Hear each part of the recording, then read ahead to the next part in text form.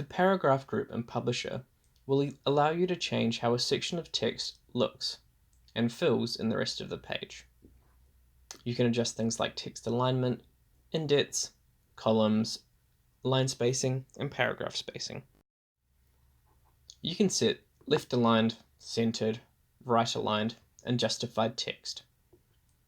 To do this, highlight the text or the text box and then simply select the alignment you want.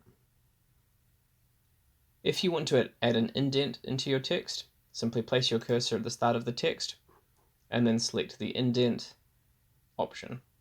You can increase or decrease this.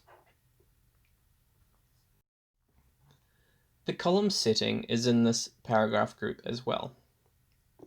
To use it, simply highlight the text you want in columns and then select the column dropdown. You'll have 1, 2, or 3 columns as a default, or more columns. You can simply click on more columns and it will open up a new window where you can select the number of columns and the spacing between the columns. If you ever want to add a line between your columns, you could always just insert a shape. You can adjust the line and paragraph spacing of your text. To do this, simply highlight some text or select a text box, and then select the line spacing dropdown. Right next to it, you'll see the paragraph spacing option.